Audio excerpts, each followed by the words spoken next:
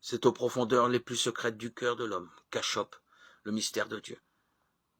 Mais comme le donnent à entendre les paraboles, cette résistance des pécheurs aux avances divines n'entrave en rien la réalisation du dessein divin. Elle en devient paradoxalement l'instrument, car c'est à travers la faiblesse de Jésus que se dévoile la toute-puissance de Dieu. Cette faiblesse du Fils de l'homme a, il est vrai, des profondeurs de mort, et, conscient des horizons de sa mission, Jésus se décide à les laisser entrevoir. En une progression dramatique de 3 prédictions successives concernant son propre dessein, Jésus scande sa marche vers la mort et la résurrection. Ces annonces ne constituent cependant pas une sorte de point de départ absolu. Elles prolongent les discrètes et énigmatiques prophéties dont nous avons parlé dans les précédents audios. Elles sont liées aux grands gestes symboliques qui les préparent et leur donnent leur plénitude de sens. Presque dès le début de son ministère, la perspective d'une mort violente a hanté l'esprit du Christ. Il savait fort bien que les accusations dont il était l'objet, les blasphèmes, Marc 2,7, Matthieu 9,3, la gloutonnerie, l'ivrognerie, Matthieu 11,19, les infractions à la loi du sabbat, Marc 2, 23-28, Matthieu 12, 1-8, étaient punies de mort. À plusieurs reprises, il n'a échappé à cette menace que par la fuite, Luc 4, 30, Jean 8, 59,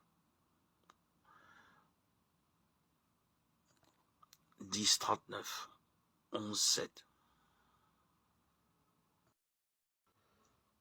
Après avoir compris le mystère de notre souffrance, la tâche qui reste devant chacun de nous est d'attacher notre douleur à la souffrance du Christ. Nous offrons nos blessures comme des cadeaux au Christ crucifié. La compréhension théologique de notre existence nous aidera à offrir nos douleurs. Par l'incarnation, le Fils de Dieu nous a déjà fait un avec lui. À partir de l'incarnation du Christ, notre existence est avec celle du Christ. Nous formons un seul corps. Nos douleurs ont la valeur salutaire de la souffrance du Christ. Étant la tête, il offre notre douleur aux mains de Dieu, le Père. Désormais, nos souffrances portent la valeur d'intercession avec le Christ. En gardant cette conscience, nous pouvons attacher nos douleurs et nos blessures à la souffrance du Christ. C'est un acte de s'offrir nous-mêmes au Christ. Cela porte une dimension mystique, un partage de souffrance par amour. En fait, toutes les douleurs sans offrande sont vaines. Elles restent comme un signe de malédiction. Cela ne produira aucun effet positif. Par contre, si nous les offrons avec amour, elles produisent alors des fruits.